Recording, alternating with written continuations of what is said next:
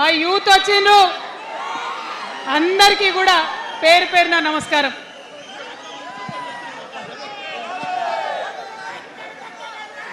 ఇవాళ చాలా చాలా చాలా చాలా మంది ఎదురు చూస్తూ ఉన్నారు ఏం జరుగుతుంది ఈ రాష్ట్రంలో అని. ఒక్క మాట మాత్రం నేను నా తెలంగాణ ప్రజలకు చెప్పగలుగుతా.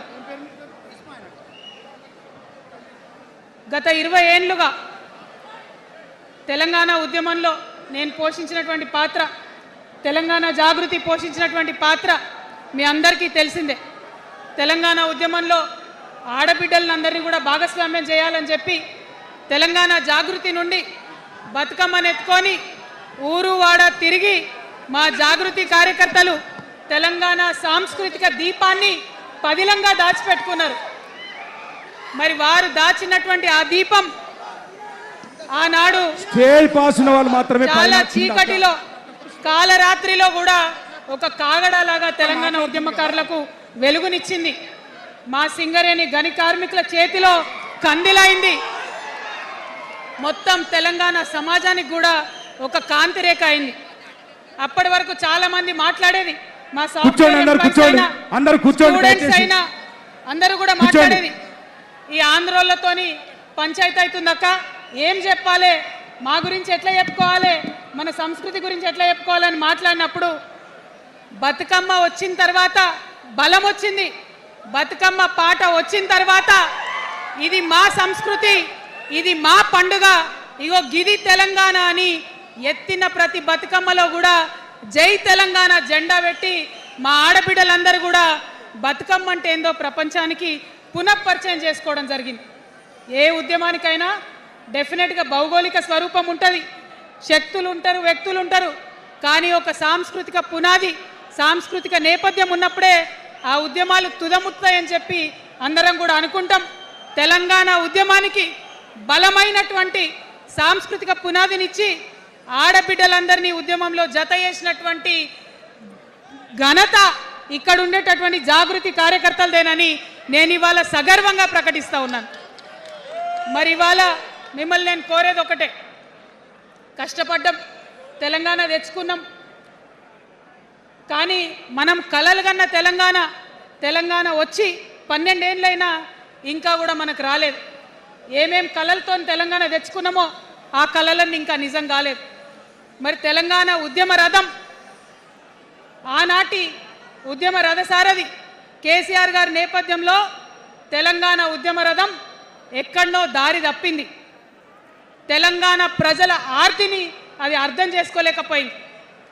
డెఫినెట్గా సామాజిక తెలంగాణ రథచక్రం అనేది విరిగి ముక్కలైపోయింది. ఒక కొత్త రాష్ట్రం వచ్చిన తర్వాత ఏ తరహా అయితే పని జరగాలో, ఏ తరహా అయితే పనులు ప్రారంభించుకోవాలో అవి జరగలేదని చెప్పడానికి ఒక ఇంత బాధపడతా ఉన్నాను. ఆనాడు ఏమనుకున్నాం, తెలంగాణ రాష్ట్రం వస్తే మనందరి బానిస సంఖ్యలు పోతాయి అనుకున్నాం, కానీ రైతులకు బేడీలు పడ్డాయి, ఇసుక దందా మీద ప్రేమతోని నేరెళ్ళల దళితులకు దెబ్బలు పడ్డాయి, చావులైనాయి. ఒకరిద్దరు కలిసి మాట్లాడుకోవాలంటే ఎవరు ఫోన్ ఎక్కడ మానిటర్ చేస్తుండ్రో అని భయం, వ్యక్తిగత స్వేచ్ఛ లేదు, దారుణమైనటువంటి నిఘా నీడలో తెలంగాణ అంతా కూడా బతికింది. ఇది వాస్తవం. మనం అనుకున్న కలల తెలంగాణ రాలేదన్నది ముమ్మాటికి వాస్తవం. మరి అటువంటి సందర్భంలో నేను ఇవాళ మీ అందరికి ఒక మాట చెప్పాలి. ఆనాడు పరిపాలించిన కుటుంబంలో నేను కూడా ఒక భాగం. ఆనాడు పరిపాలించిన కుటుంబంలో ఒక భాగమైనందుకు కొన్ని విషయాలకు నేను సిగ్గుపడతా ఉన్నాను. తెలంగాణ ప్రజల్ని క్షమించమని కూడా కోరుతా ఉన్నాను. కానీ తెలంగాణ సాధించినందుకు మాత్రం చాలా గర్వపడుతున్నాను. నా జన్మ ధన్యమైందని చెప్పి భావిస్తూ ఉన్నాను. మరి అనేకమైనటువంటి తప్పులు జరిగినాయి, అనేకమైనటువంటి నేరాలు జరిగినాయి, అనుకున్నటువంటి తెలంగాణ సాధించుకోలేదు. మరి ఆ తప్పులో ఎక్కడో ఒక దగ్గర నాకు భాగం ఉందని చెప్తున్నప్పుడు మరి కేవలం క్షమాపణ చెప్తే సరిపోతుందా? ఏ తెలంగాణ అయితే కావాలనుకున్నామో, ఏ సామాజిక న్యాయ తెలంగాణ అయితే రావాలని అనుకుంటున్నామో దానికోసం నడుం బిగించి కష్టపడి పని చేయాల్సిన అవసరం కూడా ఉంది. మరి ఇవాళ పని చేయడం కోసమే తెలంగాణ రాష్ట్ర సేన ఇవాళ తెలంగాణ ప్రజల ముందుకు వచ్చింది. రేపటి నుంచి మీరు చూస్తారు మా పని ఎట్లుంటుందో, మా పనితీరు ఎట్లుంటుందో. ఎందుకంటే ఏ పోరాటం చేయాలన్నా, ఏ ప్రజలకు మంచి చేయాలన్నా కేవలం కొట్లాడితే సరిపోదు, దానికి రాజకీయ అధికారం కూడా ఉండాలి. రాజకీయ అధికారం తోడైనప్పుడే ప్రజలకు చేయాలనుకున్న మంచి చేయగలుగుతాం. అందుకే ఇవాళ పార్టీ పెట్టేది. అదర్వైజ్ గత 11 నెలల నుంచి తెలంగాణ జాగృతి చేస్తున్న పోరాటాలు మీరు చూస్తున్నారు. ఎన్ని పోరాటాలు తీసుకున్నాం, ఎన్ని రకాలుగా సక్సెస్ సాధించడం మీరు చూసిండ్రు. కానీ ఉట్టి పోరాటాలు సరిపోవు, ఖచ్చితంగా రాజకీయ అధికారం ఉండాలి. దానికోసమే ఇవాళ తెలంగాణ రాష్ట్ర సేన మీ ముందుకు వచ్చిందని చెప్పి నేను సగర్వంగా ప్రకటిస్తూ ఉన్నాను. మరి ఈ పొలిటికల్ పార్టీ ఏదైతే తెలంగాణ ప్రజల కోసం వచ్చిందో అది టెక్నికల్గా అధికారం తెచ్చుకోవడానికి, ఎన్నికల్లో పాల్గొనడానికి డెఫినెట్గా బాగుంటుంది. కానీ దానికి ఒక ఆత్మ ఉండాలి, దానికి ఒక నేపథ్యం ఉండాలి. ఇవాళ బీఆర్ఎస్తో అదే కదా ప్రాబ్లం. టెక్నికల్గా బాగున్నారు, ఎలక్షన్ పోతున్నారు, సీట్లు గెలుస్తున్నారు, కానీ తెలంగాణ ఆత్మను కోల్పోయింది. కాబట్టే ఇవాళ తెలంగాణ రాష్ట్ర సేన వచ్చింది. నేను తెలంగాణ ప్రజలందరికీ చేతులు జోడించి నమస్కరించి ఒక మాట చెప్తున్నా, హార్ట్ఫుల్గా చెప్తున్నా, నా హృదయాంతరాల నుంచి ఒక మాట చెప్తా ఉన్నా. నేను తెలంగాణలో ఉన్న 3.5 కోట్ల మంది తెలంగాణ బిడ్డలందరికీ ఒక అమ్మగా పరిణితి చెందాలనుకుంటున్నా.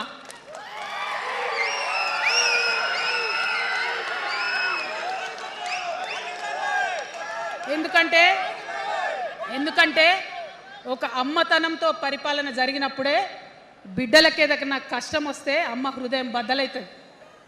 అటువంటి దుఃఖంతో పరిపాలన జరిగినప్పుడే, అటువంటి సంవేదనతో పరిపాలన జరిగినప్పుడే, అటువంటి ఆర్తితో పరిపాలన జరిగినప్పుడే రాష్ట్రం ముందుకు పోతుంది, రాష్ట్రంలో ఉన్న ప్రజల కష్టాలు తీరుతాయి. ఇవాళ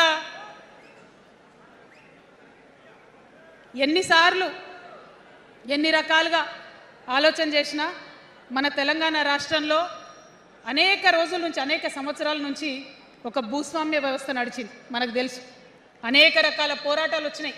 సమానత్వం కోసం ప్రయత్నం చేసినాం, పోరాడుతూనే ఉన్నాం. అది రైతాంగ సాయుధ పోరాటం కావచ్చు, ముల్కీ ఉద్యమం 1952 కావచ్చు, 1969లో తెలంగాణ ఉద్యమం కావచ్చు, తర్వాత వచ్చినటువంటి నక్సలైట్ ఉద్యమం కావచ్చు, అనేక సామాజిక ఉద్యమాలు, ఎందరో మంది మహానుభావులు, ప్రొఫెసర్ జయశంకర్ గారి దగ్గర నుంచి మొదలు పెడితే చాక లైలమ్మ గారు, దొడ్డి కొమరయ్య గారు, ఆరుట్ల కమలాదేవి గారు, రావి నారాయణ రెడ్డి గారు, సురవరం ప్రతాప్ రెడ్డి గారు, దాశరథి గారు, కాళోజీ గారు, నక్సలైట్ ఉద్యమంలో గద్దరన్న గారు, గణపతి గారు, మారోజు వీరన్న గారు, సాంబశివుడు గారు, ఇట్లా అనేక మంది పోరాటం చేస్తే అంతో ఇంతో సమానత్వం ఇప్పుడు వచ్చింది. మలిదశ తెలంగాణ ఉద్యమంలో కేసీఆర్ గారు, అట్లానే ప్రాణాలు ఇచ్చినటువంటి ఇషాన్ రెడ్డి గారు, యాదయ్య కావచ్చు, సువర్ణ కావచ్చు, అనేక మంది కొట్లాడితేనే ఇవాళ తెలంగాణ రాష్ట్రం వచ్చింది. వీరికన్నా ముందు మరి మీ అందరికీ తెలుసు, సమ్మక్క సారలమ్మ దగ్గర నుంచి మన దగ్గర సామాజిక ఉద్యమాలు నడిచినాయి. కొమరం భీమ్ కావచ్చు, సమ్మక్క సారయ్య కావచ్చు, సారలమ్మ కావచ్చు, షోయబుల్లా ఖాన్ కావచ్చు, మగ్దూమ్ మొయ్యుద్దీన్ కావచ్చు, ఇట్లా అనేక మంది కొట్లాడితే కొంచెం సమానత్వం వచ్చింది. కొండా లక్ష్మణ్ బాపూజీ గారిని తెలుసుకోవాలి, పండుగ సాయనని తెలుసుకోవాలి, సర్వాయి సర్దార్ పాపన్న గౌడ్ని తెలుసుకోవాలి. ఇట్లా అనేక మంది కొట్లాడింది. పంతు నాయక్ గారు ఉన్నారు, మరి ఇట్లా ఆదివాసీ వీరులు అనేక మంది ఉన్నారు. బియ్యాల జనార్దన్ రావు ఉన్నారు, ఆదివాసీల కోసం కొట్లాడినటువంటి బిడ్డ. వీరందరినీ కూడా వారి స్ఫూర్తిని తీసుకుంటాం. రాజ్యాంగబద్ధంగా రాజకీయ శక్తితోని పోరాటాలు మిళితం చేసి, ప్రజా పోరాటాలు మిళితం చేసి మనం కలలుగనేటటువంటి సామాజిక న్యాయ తెలంగాణను సాధిస్తామని మళ్ళొకసారి సగర్వంగా ప్రకటన చేస్తూ ఉన్నాం. మరి వాళ్ళ తెలంగాణ రాష్ట్ర సేన మీ ముందుకు వచ్చిందంటే ఉట్టిగానే రాలే. తెలంగాణలో ఏం జరుగుతుందో ఒకసారి తెలుసుకోవాలి, మనం ఆలోచన చేసుకోవాలి, అర్థం చేసుకోవాలి. ఎన్ని పార్టీలు ఉన్నాయి? 3 పార్టీలు ఉన్నాయి. భారతీయ జనతా పార్టీని తీసుకుందాం. ఆ బీజేపీ అనే పార్టీకి అసలు తెలంగాణ ఏర్పాటే ఇష్టం లేదు, తెలంగాణ ఏర్పాటు అవడమే ఇష్టం లేదు. అందుకే వాళ్ళ అగ్రనాయకత్వం అంతా కూడా ఏం మాట్లాడతారు? తల్లిని చంపినరు, పిల్లని బతికించరు అని ఒకలంటారు. ఇంకొకరు ఏమంటారు? నిన్ననే ఒక తలకాయ లేని ఎంపీ, మెడకాయ మీద తలకాయనే లేదు ఆయనకు, ఏమన్నాడు ఆ ఎంపీ? ఇండియా పాకిస్తాన్ విడదీసినట్టట, ఆంధ్ర తెలంగాణను విడదీసిరట.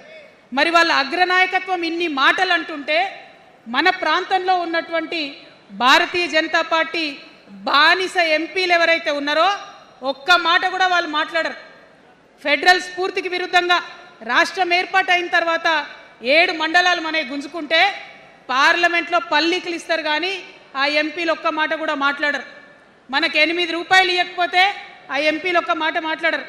విభజన హామీలు ఇవ్వకపోతే ఆ బీజేపీ బానిస ఎంపీలు ఒక్క మాట కూడా మాట్లాడరు. అంతేకాకుండా సామాజిక న్యాయం అనేటటువంటి ఒక కాన్సెప్ట్కే బద్ద వ్యతిరేకి భారతీయ జనతా పార్టీ. అందుకే ఏం చేస్తున్నారు, మహిళా బిల్ అయితే మోసం 2 సార్లు పాస్ చేసిర్రు, దాన్ని మొత్తానికే పక్కన పెట్టేసిండ్రు. బీసీ బిల్లు ఇక్కడికి వెళ్ళి పంపిస్తే దాన్ని తొక్కిపెట్టిండ్రు. కులగణన వేస్తామన్నారు, దాన్ని తొక్కిపెట్టిండ్రు.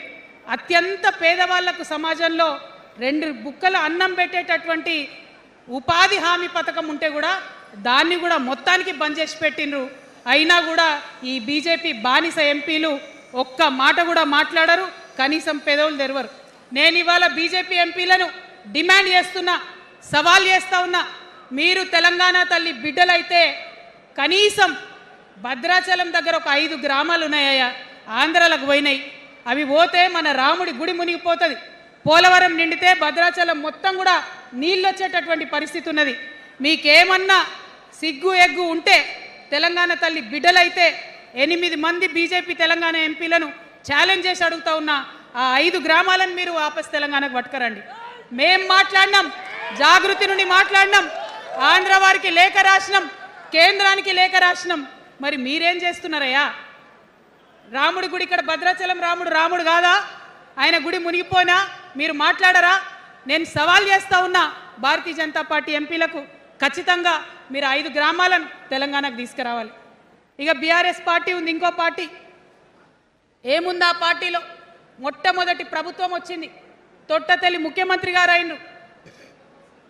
మంచి సాలు తీయాల్సి ఉండే, అది సామాజిక న్యాయానికి కావచ్చు, ఒక ప్రణాళిక కావచ్చు. 3 ముఖ్యమైన అంశాలతో తెలంగాణ తెచ్చుకున్నాం: నీళ్లు, నిధులు, నియామకాలు.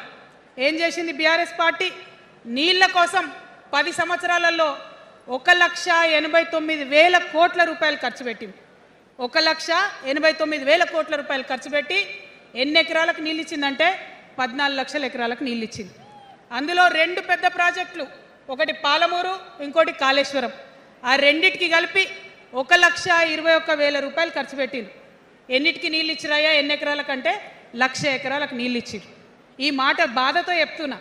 నేను కూడా బీఆర్ఎస్ అప్పుడున్న టీఆర్ఎస్కి నేను కూడా నా రక్తాన్ని, నా చెమటని, నా సమయాన్ని కుటుంబంతో పిల్లలతో గడపాల్సిన టైంలో టీఆర్ఎస్ పార్టీ బలోపేతానికి పనిచేసిన వ్యక్తినే నేను కూడా. ఆనాటి కేసీఆర్ వేరు, ఇప్పటి కేసీఆర్ వేరు. ఆనాటి కేసీఆర్కి తెలంగాణలో చేనేత కార్మికులు చచ్చిపోతుంటే భిక్షాటన చేసిన కేసీఆర్ ఆనాటి కేసీఆర్. ఇయాలటి కేసీఆర్ మారిన మనిషి, మనిషి, మన మనిషి కాదు. ఏమైంది ఇయాలటి కేసీఆర్కి?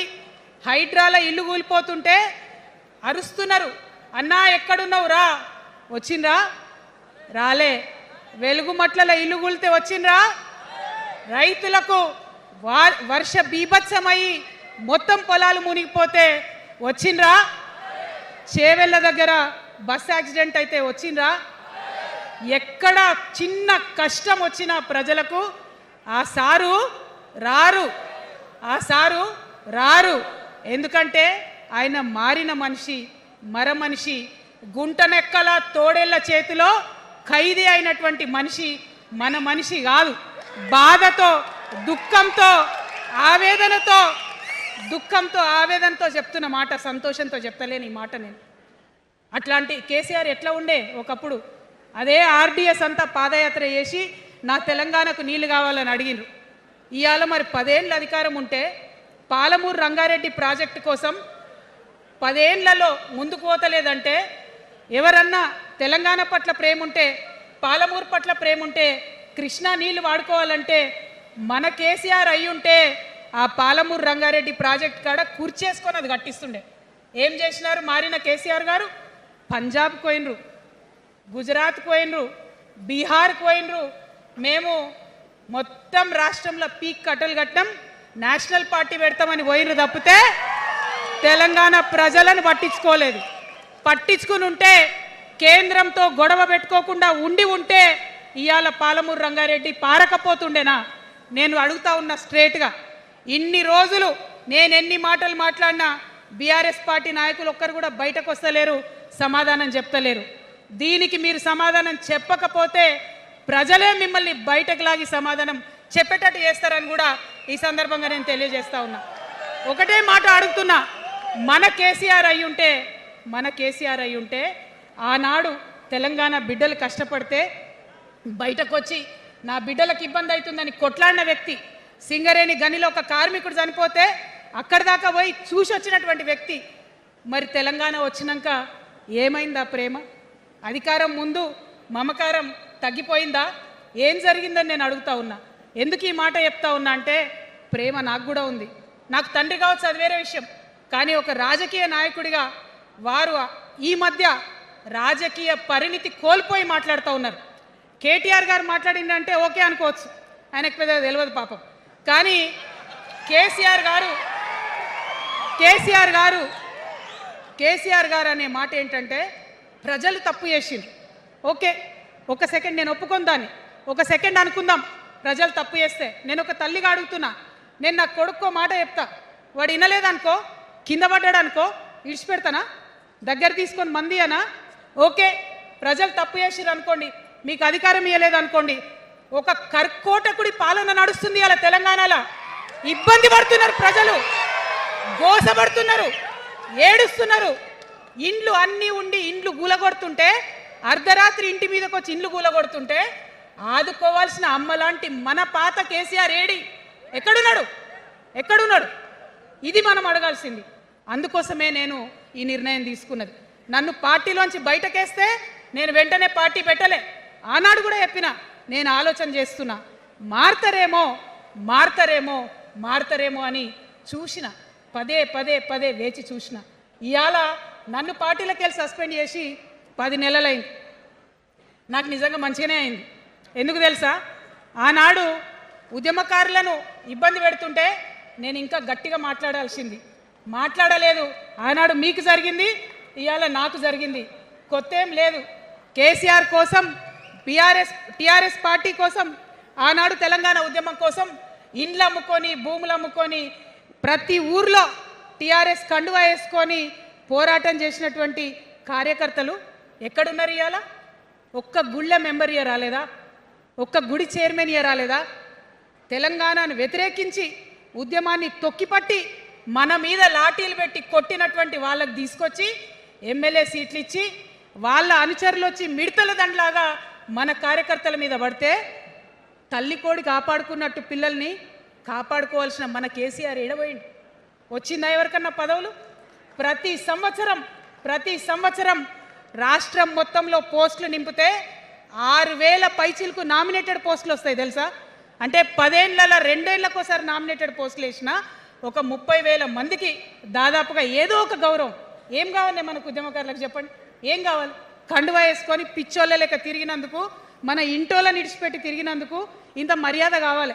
మా సార్ నన్ను గుర్తుపట్టిండా, మా పార్టీ నన్ను గుర్తుపట్టింది, నాకేదో చిన్న పదవి ఇచ్చిరని చెప్పుకుంటే ఒక మర్యాద ఉంటుంది. వచ్చిందా మనకు ఆ మర్యాద? ఎక్కడన్నా వచ్చిందా? ఆనాడు అవహేళన చేసిర్రు, పార్టీలకు వచ్చి మళ్ళీ అవహేళన చేసిండ్రు. అంటే ఎప్పుడైతే అధికారం వచ్చిందో అప్పుడు అమ్మతనం పోయింది, ఎప్పుడైతే అధికారం వచ్చిందో అప్పుడు మమకారం పోయింది. అందుకే అంటున్నా, ఆయన మన కేసీఆర్ కాదు, మారిన కేసీఆర్, మరబొమ్మ లాంటి కేసీఆర్. కాబట్టే ఇవాళ నేను నిలబడి యుద్ధం చేస్తా ఉన్నా. ఈ గడ్డకు ఈ తెలంగాణ రాష్ట్రానికి ప్రాణాలు అడ్డం పెట్టుకొని మన ప్రజలను కాపాడాల్సినటువంటి వ్యక్తులు కావాలి, అటువంటి సైన్యం కావాలి. సైన్యం అయిదామా? సిద్ధంగా ఉన్నారా? ఎట్లయితే ఉద్యమం అప్పుడు కడుపు కట్టుకొని కాలు కట్టుకొని పనిచేసినామో ఇప్పుడు అట్లా పనిచేయాల్సినటువంటి అవసరం ఉన్నది. ఇవాళ ఒక్క పాలమూరు రంగారెడ్డి కాదు, కాళేశ్వరంలో జరిగినటువంటి అవినీతి. ఒక మాట ఆలోచించాలి. మన కేసీఆర్ అయితే ఏమన్నాడు అప్పుడు ఉద్యమంలో? నా బిడ్డ కానీ నా కొడుకు కానీ తప్పు చేస్తే తీసి పారేస్తా పార్టీలోకి వెళ్ళన్నారు. ఇవాళ నేనేం చేసిందే మీకు తెలియదా? నేనేం చేసినా కాళేశ్వరంలో అవినీతి జరిగిందన్న మాట చెప్పిన.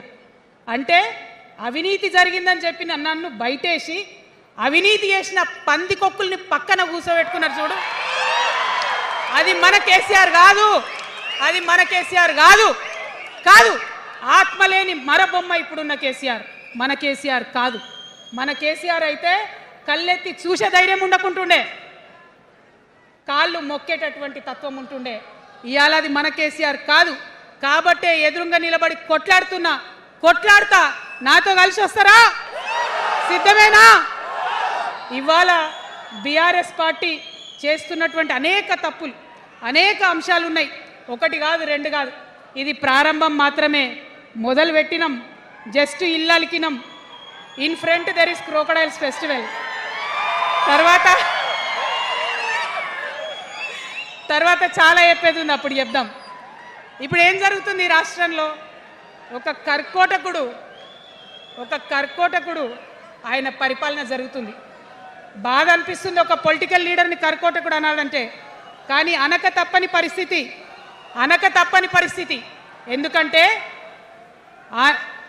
ఎందుకంటే మొన్న ఖమ్మంలో వెలుగుమట్లలో అన్ని పర్మిషన్స్ ఉన్నాయి, అన్ని కాయిదాలు ఉన్నాయి. అర్ధరాత్రి పోయి ఇల్లు కూలగొడితే ఒక నిండు గర్భిణి టెన్షన్తోని అబార్షన్ అయిపోతే ఆ తండ్రి ఏడ్చిన ఏడ్పులు, ఆ తండ్రి రోదన ఇంకా కూడా ఈ చెవులకు వినబడుతుంది. కాబట్టి ఇప్పుడున్న సీఎంని కర్కోటకుడనే అంట, హిట్లర్ అనే అంట. 2 నెలల చిన్న పాప పసికందు కుమ్మెర గ్రామంలో చచ్చిపోతే ఇప్పటి వరకు కూడా కేసు పెడతలేరు. హోంమంత్రి కూడా ముఖ్యమంత్రే, ఆయనకు తీరిక లేదు పాపం. చిన్న పసికందు చచ్చిపోతే ఇప్పటి వరకు కేసు పెడతలేరు. అందుకే అంటున్నా, కర్కోటకుడైనటువంటి సీఎం పరిపాలనలో ఉన్నాం. ఖచ్చితంగా కొట్లాడాల్సిందే. మనం ఏదైతే గురుకులాలు ఉన్నాయో వాటిలో విషం పెట్టి పిల్లల్ని చంపుతా ఉన్నారు. అయినా సరే విద్యాశాఖ మంత్రిగా ఉన్న సీఎం మాట్లాడతలేడు. అందుకే కర్కోటకుడు అంటా ఉన్నాం, అందుకే హిట్లర్ అంటా ఉన్నాం. కర్ల రాజేష్ అనేటటువంటి దళిత యువకుడు కస్టడీలో చచ్చిపోతే ఇప్పటి వరకు కూడా దానికి బాధ్యులైన పోలీసులను ఏం చర్యలు తీసుకోలేదు వాళ్ళ మీద. అందుకే కర్కోటకుడు అంటా ఉన్నాం, అందుకే హిట్లర్ అంటా ఉన్నాం. పిడికిలి బిగించి ఇప్పుడున్నటువంటి రాక్షస కాంగ్రెస్ పైన ఖచ్చితంగా కొట్లాడతాం, అందరికన్నా ఎక్కువ కొట్లాడతాం. ఇప్పుడు మనమే ప్రధాన ప్రతిపక్షం అవుతాం. 2 ఏళ్ల తర్వాత మనమే అధికార పక్షం అవుతాం. ఖచ్చితంగా అధికారంలోకి వస్తాం. ఎందుకోసం వస్తాం అంటే నేను ఒక మాట చెప్పాలి. అందరినీ మనం మాటలు అంటున్నాం కదా, we are opposing everybody, we are criticising everybody. But what is the solution? Don't oppose without propose అని కాన్షీరామ్ గారు చెప్పారు, నేను చెప్పలే. Don't oppose without proposal. So నేను కొన్ని ప్రపోజల్స్ తెలంగాణ ప్రజల ముందు పెట్టాలనుకుంటున్నా. నేను ఈ 3 పార్టీలు అధర్మంతో నిండిపోయినాయి, అవినీతితో నిండిపోయినాయి, బంధుప్రీతితో నిండిపోయినాయి, కుటుంబ అవినీతి పరిపాలనతో నిండిపోయినాయి. కాబట్టి నేను ఒక ప్రపోజల్ చెప్తున్నా. ఈ 3 పార్టీల మీద ఆనాడు భగవంతుడు శ్రీకృష్ణుడు చెప్పినట్టు పాంచజన్యం, ఆయన శంఖం పేరు, యుద్ధంకి ముందు పాంచజన్యం ఎట్లయితే పూరిస్తారో మనం కూడా పాంచజన్యం పూరిద్దాం. ఒక 5 అంశాలను ప్రధానంగా తీసుకుందాం. ఆ 5 అంశాల కోసం ఇప్పుడు కొట్లాడదాం. రేపు ప్రభుత్వంలోకి వచ్చిన తర్వాత మన ప్రజలకు చేద్దాం. ఏం అంశాలు అవి? మొట్టమొదటిది విద్య. ఇవాళ గవర్నమెంట్ స్కూల్స్ అంటే ఆనాడు కేసీఆర్ గారు స్కూల్ బంద్ చేసుకుంటూ వచ్చారు, అదే రేవంత్ రెడ్డి గారు కొనసాగిస్తున్నారు. ఎక్కడా కూడా ప్రభుత్వ పాఠశాలలలో వసతులు లేవు. వాష్రూమ్ ఉండదు, వాచ్మెన్ ఉండడు, అటెండర్ ఉండడు. పిల్లలే పోయి బెల్లు కొట్టుకోవాలి, పిల్లలే పోయి బాత్రూమ్లు కడుక్కోవాలి, మంచినీళ్ళు ఉండవు. భయంకరమైన పరిస్థితి ఉంది. నేనేమంటా అంటే గుడిని ఎంత పవిత్రంగా చూస్తామో బడిని కూడా అంతే పవిత్రంగా చూడాలి. గుడిని ఎంత పవిత్రంగా చూస్తామో బడిని అంత పవిత్రంగా చూడాలి. కాబట్టి నేను ఒక మాట అంటున్నా, ప్రతి ఊర్లో ఒక బడి ఉండాలి, ప్రతి తరగతికి ఒక టీచర్ ఉండాలి. ప్రతి ఊర్లో ఒక బడి ఉండాలి, ప్రతి తరగతిలో ఒక టీచర్ ఉండాలి. ఖచ్చితంగా అట్లా జరిగినట్టయితే ప్రభుత్వ పాఠశాలలు మంచిగా అవుతాయి. మరి నా పేద మధ్యతరగతి ఆడబిడ్డలు, మా అక్కలు అమ్మలు అనుకుంటున్నారు, అక్క మరి ఆల్రెడీ మా పిల్లలు ప్రైవేట్ స్కూళ్ళలో చదువుతున్నారు, వాళ్ళ సంగతి ఏందని. నేను మాట ఇస్తా ఉన్నా, ఇవాళ మన ప్రభుత్వం వస్తుంది, ఖచ్చితంగా వస్తుంది. ఎందుకంటే ప్రభుత్వంలో వచ్చేది మీ అమ్మ కాబట్టి అమ్మ జేబు చూడదు, కడుపు చూస్తుంది. అమ్మ జేబు చూడదు, కడుపు చూస్తుంది. కాబట్టి మీ పిల్లలు ప్రైవేట్ పాఠశాలలో చదువుతున్నా, ఎంతవరకు చదువుకున్నా కంప్లీట్గా మీ మీద ఒక్క రూపాయి కూడా భారం పడకుండా చదివించే బాధ్యత మేము తీసుకుంటాం.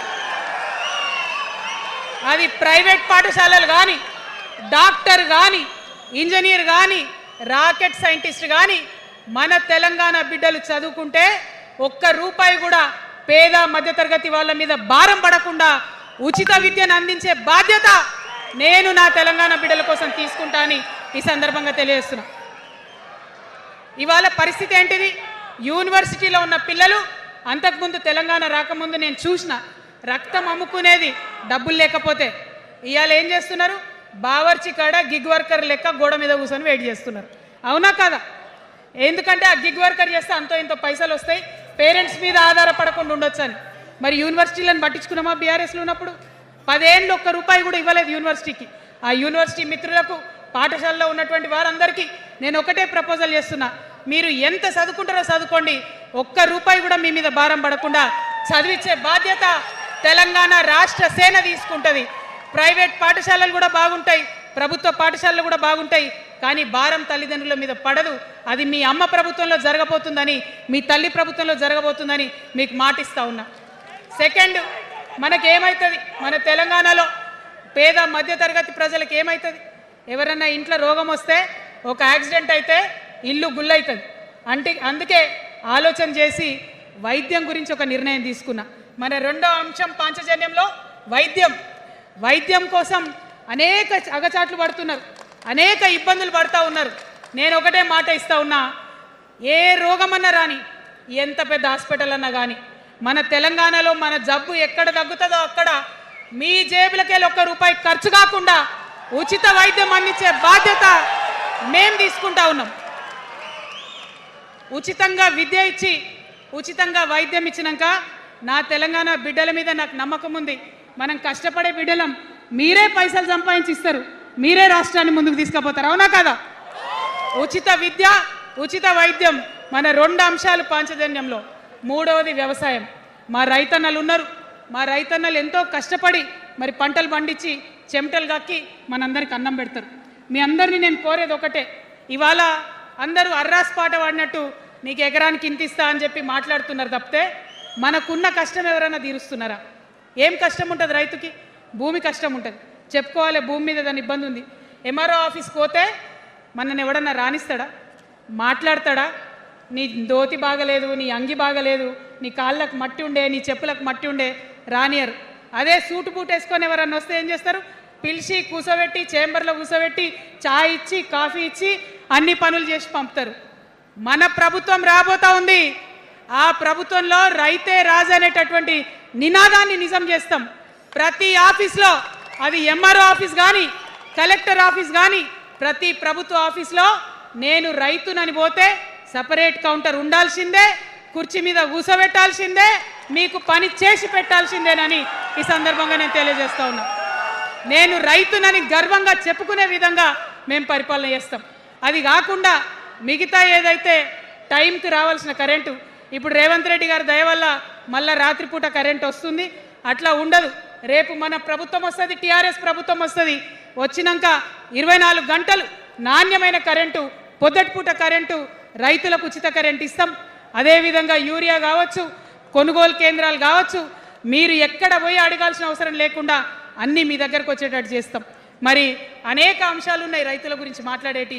ఇప్పుడు ఎంత గోసపడుతున్నారో తెలుసు. ఒక్కొక్కటి మాట్లాడుకుంటూ వెళ్దాం. రైతుని రాజుని చేసేది నినాదంగా ఉండే దాన్ని నిజం చేస్తామని మాత్రం మీ చెల్లెగా, సోదరిగా నేను మీకు మాట ఇస్తా ఉన్నాను. ఇక 4వ అంశం ఉపాధి. మనకి ఇక్కడ చాలా యూత్ ఉన్నారు. మిమ్మల్ని అందరూ నేను ఒక మాట చెప్తా ఉన్నా, ఒక మాట అడుగుతా ఉన్నా. ప్రతి ప్రభుత్వం ఏం చెప్తుంది? ప్రతి ప్రభుత్వం స్వతంత్రం వచ్చినప్పటి నుంచి ఇప్పటి వరకు ఏం చెప్తారు? ఉద్యోగాలు ఇస్తాం, ఉద్యోగాలు ఇస్తాం, ఉద్యోగాలు ఇస్తాం. అవునా? అసలు నాకు మాట తెలియక అడుగుతా. ఒక యువ మిత్రుడు ఉంటే, ఒక యువతి ఉంటే, నేను వ్యాపారం చేసుకోవాలనా, నేను ఉద్యోగం చేసుకోవాలనా, నేను కళారంగానికి పోవాలనా, నేను ఇంకోటి కావాలనా అనే స్వేచ్ఛ నాకు ఉండాలి కదా, నాకు ఉండాలి. కానీ ప్రభుత్వాలు మనకేం చెప్తాయి? నువ్వు ఉద్యోగం చేయి, 9 to 5 ఉద్యోగం చేయి, బానిస బతుకనేటటువంటి కండిషనింగ్ చేస్తూ ఉన్నాయి. ఇప్పుడు చాలామంది యూత్తో నేను మాట్లాడినా, నాకు ఒక మాట చెప్తా ఉన్నారు, అక్క మా పరిస్థితి ఎంత ఘోరం ఉందంటే బయట ఉద్యోగం దొరకలేదు చదువుకున్న చదువుకి. మా అమ్మ సెల్ఫ్ హెల్ప్ గ్రూప్లో ఉండి ఆమె 2 లక్షల రూపాయలు తీసుకొచ్చి ఇస్తే నేను బండి కొనుక్కోవాలి, ఆమె 3 లక్షల రూపాయలు తీసుకొచ్చి నాకు ఇస్తే నేను ఆటో కొనుక్కొని నడుపుకోవాలి. వయసు వచ్చిన కొడుకుని, వయసు వచ్చిన బిడ్డని తల్లి దగ్గర చేయి జాపాలంటే నామోష్ అనిపిస్తుంది అక్క అని అనేక మంది చెప్పారు. అందుకే నేను చెప్తా ఉన్నా, ఉపాధి అంటే కేవలం ఉద్యోగం కాదు. ఉపాధి అంటే మన ప్రభుత్వంలో రేపు రాబోయేటటువంటి మీ అమ్మ ప్రభుత్వంలో 2 లక్షల రూపాయల నుంచి మొదలు పెడితే 20 కోట్ల రూపాయలకు కూడా మనము మీ వ్యాపారానికి సంబంధించిన ఐడియాతో మీరు వస్తే బ్యాంకులతో సంబంధం లేకుండా నా యువతులను నమ్మి ఆ లోన్ డైరెక్ట్గా మీకు ఇవ్వడం జరుగుతుంది. ఎందుకోసం ఈ మాట చెప్తా ఉన్నా అంటే మన తెలంగాణ బిడ్డలకు మంచి సృజనాత్మకత ఉంది, ఆలోచించే శక్తి ఉంది, కష్టపడే తత్వం ఉంది. ఇవన్నీ కూడా మంచి వ్యాపారవేత్తలకు ఉండేటటువంటి లక్షణాలు. కానీ వచ్చినటువంటి ఏ ప్రభుత్వాలు కూడా మనకు చేయూతనియ్యలే. ఖచ్చితంగా నా యూత్ని నేను నమ్మాలనుకుంటున్నా, నా యూత్కి నేను డబ్బులు ఇవ్వాలనుకుంటున్నా. వాళ్ళ చేతిలో డబ్బులు పెట్టి వాళ్ళు ఇంకెంత సంపాదన నా తెలంగాణ రాష్ట్రానికి ఇస్తారో చూడాలని నేను అనుకుంటున్నా. యూత్ ఎంపవర్మెంట్ గ్రూప్స్ తయారు చేస్తాం. 2 lakhs to 20 crores వరకు డైరెక్ట్గా గవర్నమెంటే ఉండి మీకు లోన్స్ ఇస్తాం. మరి ఉద్యోగం చేయాలనుకునే యూత్ ఉంటే నేను ఒక శుభవార్త చెప్తా ఉన్నా. బాగా లెక్క పెట్టినాం, మీకు తెలుసు నేను ఏది స్టడీ చేయకుండా చెప్ప, ఆగమాగం మీద అసలే చెప్ప. నేను స్టడీ చేసిన దానికి ఏంటంటే ఎవరైతే ఉద్యోగం చేయాలనే యూత్ ఉంటారో వాళ్ళకి మొదటి సంవత్సరమే మన గవర్నమెంట్ వచ్చినాక 4 లక్షల ఉద్యోగాలు ఒకటేసారి సింగిల్ నోటిఫికేషన్తోని ఇచ్చి తీర్థం. ఇది నా మాట. నేను మళ్ళీ మీకు ఎందుకు చెప్తా ఉన్నా ఈ మాట అంటే, నేను తల్లిని, నేను జేబు చూడా, ఎంత ఖర్చు అవుతుంది, ఎంత జీతం అవుతుంది చూడా. నా కొడుకు కడుపులో ఉన్న బాధను, వాడి ఆత్మగౌరవాన్ని, నా బిడ్డ బాధను, ఆమె చదువుకున్న చదువుకి రావాల్సిన ఉద్యోగాన్ని దాన్నే చూస్తా. కాబట్టి మొదటి సంవత్సరమే 4 లక్షల ఉద్యోగాలు ఇస్తాం. మరి మన ఉద్యమకారులు ఇంతమంది వాళ్ళ వయసుని, వాళ్ళ యవ్వనాన్ని వాళ్ళు సంపాదించుకునేటటువంటి మొత్తం వయసును కూడా ఉద్యమానికి దారపోసిరు. కాబట్టి నేను ఉద్యమకారుల కోసం ప్రత్యేకించి జూన్ 2, 2014 వరకు కట్ ఆఫ్ డేట్ పెట్టుకొని ఆనాటి ఉద్యమకారులకి 1 లక్ష ఉద్యోగాలు, సూపర్ న్యూమరరీ జాబ్స్ క్రియేట్ చేయబోతా ఉన్నామని కూడా ఈ సందర్భంగా తెలియజేస్తున్నా. అంటే ఇవన్నీ తెలంగాణ ఉద్యమంలో, తెలంగాణ రాష్ట్ర సాధనలో మీరు చేసిన ప్రయత్నానికి, మీ రుణం తీర్చుకోవడానికి నేను చేస్తున్న ఈ ప్రయత్నం అని చెప్పి ఈ సందర్భంగా తెలియజేస్తా ఉన్నా.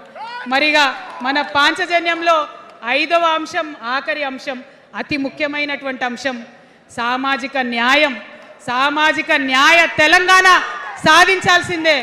మన ఎస్సీ మిత్రులకు, ఎస్టీ మిత్రులకు, అగ్రవర్ణాల్లో ఉన్నటువంటి పేదవారికి, బీసీలకు అందరికీ న్యాయం జరగాలి. మా మైనారిటీ సోదరులు, మా ముస్లిమ్స్ కావచ్చు, క్రిస్టియన్స్ కావచ్చు, సిక్కులు కావచ్చు, అందరికీ కూడా న్యాయం జరగాలి. మరి బీఆర్ఎస్లో మనం చూసినాం, ముస్లిమ్స్ కోసం थोड़ी देर उर्दू में बात करके, आपसे मीठी मीठी बातें बोल के, सोपत करके देखो सोना घिसके देखो बोले. आप 2 बार सोपत कर लिए, तालीम का एक छोटा सा रोशनी आपको दिखाए, लेकिन रोजगार आपसे दूर रखे. जो 12% रिजर्वेशन का बात हुआ था उसके ऊपर कुछ भी अमलावरी नहीं हुआ. और जो माइनॉरिटी फाइनेंस कॉरपोरेशन का पहले लोन मिलते थे, 10 साल के बीआरएस में कितने लोन मिले, अब 2 साल के कांग्रेस में कितने लोन मिले, आप एक बार देख लो. सारे लोग बस बातें ही बोल रहे हैं लेकिन काम कोई नहीं कर रहा है. आपकी बेटी हूँ मैं, ये धरती का कर्ज उतारने के लिए नया पॉलिटिकल पार्टी आपके सामने लेके आई हूँ. आपसे मैं गुजारिश करती हूँ मेरे साथ चलिए. जो बदलाव आपके ज़िंदगी में आएगा ज़रूर आपको बदलाव दिखेगा, पहले जैसा नहीं होगा. बिल्कुल अलग सा एक स्ट्रैटेजी बना रहे हैं, अलग से आपके रेस्पेक्ट के लिए हमारी सोच है. हम मिलेंगे, बात करेंगे. మరి అందరికన్నా ఎక్కువ మా ఆడబిడ్డలంటే నాకు ప్రాణం. మా ఆడబిడ్డల కోసం ప్రత్యేకంగా నేను ఒకటే మాట చెప్తున్నా, మనం ఎక్కడ ఉన్నా, ఏ వయసులో ఉన్నా మనకు భయం అవుతుంటుంది ఎక్కడికైనా పోవాలంటే. మన భద్రత మీద మనకు ఆలోచన ఉంటుంది, ఖచ్చితంగా ప్రధానమైన అంశంగా తీసుకుంటాం. అదేవిధంగా ఇప్పుడు చదువుకుంటున్నటువంటి ఆడపిల్లలు, వారి ఉద్యోగాల మీద ప్రయారిటీగా తీసుకుంటాం. వారి వ్యాపారవేత్తలుగా తీర్చిదిద్దడానికి ఖచ్చితంగా ప్రయత్నం చేస్తాం. ఇప్పుడు సెల్ఫ్ హెల్ప్ గ్రూప్స్లో ఏదైతే వడ్డీ లేని రుణాలు ఇస్తున్నారో అట్లా కాకుండా ప్రాపర్గా గ్రాంట్స్ ఇచ్చేటట్టుగా ప్రయత్నం చేస్తాం. చిరు ఉద్యోగులు, కాంట్రాక్ట్ ఉద్యోగులు ఎవరైతే ఉన్నారో, ఎవరైతే విస్మరించబడ్డారో వారందరినీ కూడా కళ్ళలో పెట్టి కాపాడుకుంటాం. ఇవాళ ప్రారంభం మాత్రమే, అనేక అంశాలు చెప్పుకున్నాం, కానీ ఖచ్చితంగా పాంచజన్య శంఖం పూరిస్తాం. అవతలి వాడు మనవాడైనా సరే, అధర్మం వైపు వాడుంటే వాళ్ళ మీదైనా సరే యుద్ధం చేయడానికి ఖచ్చితంగా వెనుకడుగు వేయకుండా ముందుకే వెళ్తామని తెలియజేస్తూ, మరి ఈ 3 పార్టీలు కూడా, Congress party single agenda Rahul గాంధీని ప్రధానమంత్రి చేయాలి, BRS party single agenda farm హౌస్లో పెద్దసారి ఉండాలి, చిన్నసారి సీఎం కావాలి, బీజేపీ పార్టీ సింగిల్ ఎజెండా సామాజిక న్యాయాన్ని కథం పట్టియాలి. కాబట్టి 3 పార్టీల మీద కూడా యుద్ధం చేసేది ఉన్నది. అలుపెరగని పోరాటానికి సిద్ధం కావాలని చెప్పి మొత్తం మన జాగృతి సైనికులందరినీ కూడా నేను పిలుపునిస్తా ఉన్నాను.